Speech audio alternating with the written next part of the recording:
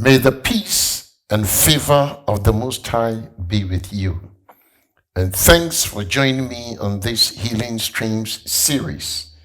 The title for today's post is Walking Together for a Cure. We are still in challenging times, and fear seems to grip majority of the populations since the outbreak of the COVID-19 pandemic. And in broader sense, we might generalize and say that everyone fears in one way or more dimensions. And we also know bad things can happen to anyone. Sometimes those possibilities not only keep us awake, but reveal who we are, knowing that troubles in life are normal. Job even attests to this when he said in Job 5:7 that people are born for trouble as predictably as sparks fly upward from a fire. Most often our response will reveal who are we in constant touch with. The Lord never meant for you to endure your challenges alone.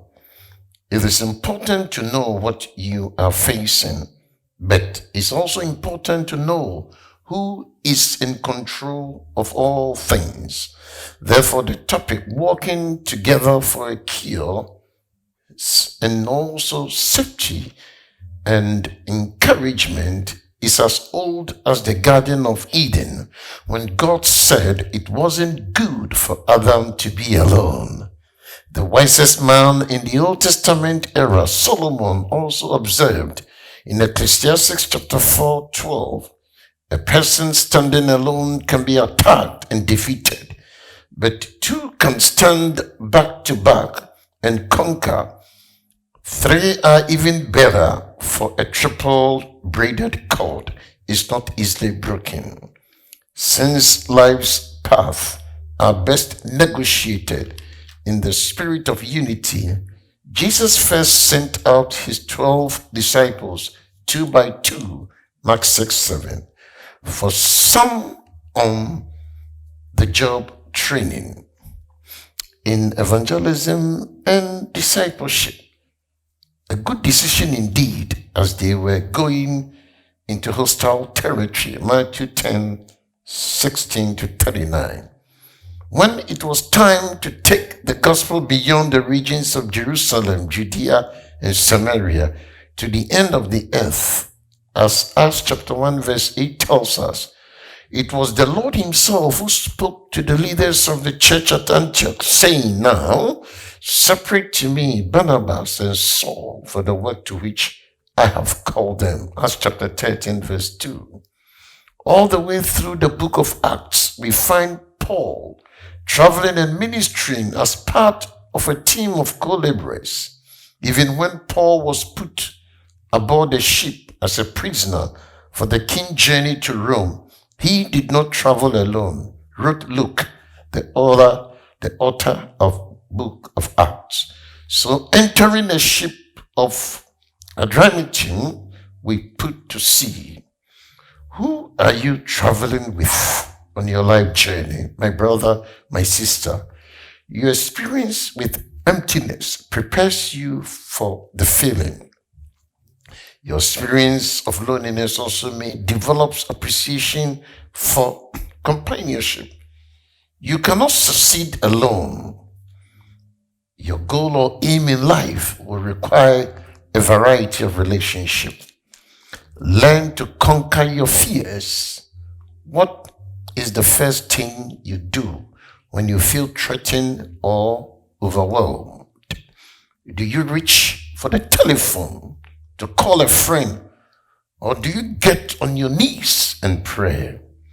The scriptures teach the necessity of others. Ecclesiastes 4:9-10 tells us that two are better than one, for if they fall, the one will lift up his fellow. But woe to him that is alone when he falls. He has not another to help him up. So you will need a circle of counselors, or a circle of counsel or others who see what you cannot see.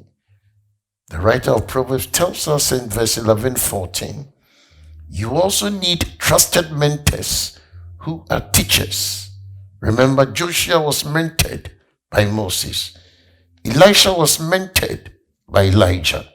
Timothy was mentored by Paul. The quality of the mentor determines the productivity of the protege, because one way to predict someone's future is to discern who is mentoring them. Remember, your mentor recognizes your enemy before you do. Mordecai was aware of Haman before Esther even knew the evil plot herself. You will need intercessors. Queen Esther called a group to fast and pray as she prepares to step into the presence of the king, which is not according to the law, saying, if I perish, I perish. Esther 4:16. You will need encouragers. That is why the Bible instructs us to build up each other. Galatians 6:12.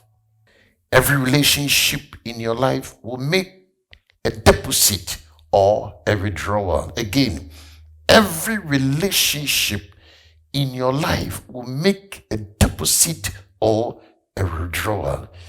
Even it stands to reason that Jesus, after sending the disciples out 2 by 2, he does the disciples one better.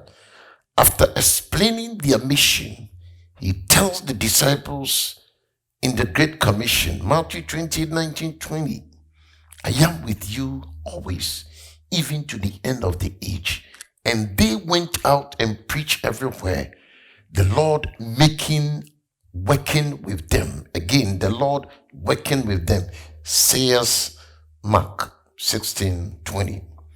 Here we are seeing how Jesus made deposit into their life.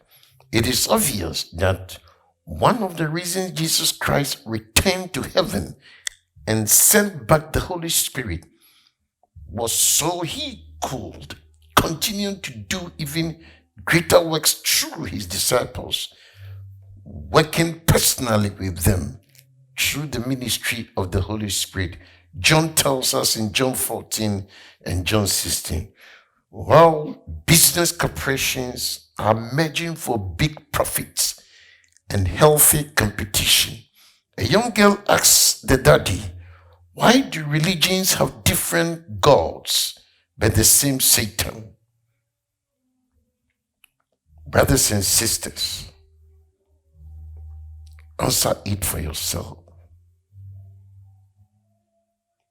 On our hardest days, we may think we are walking through this world alone, but we are not.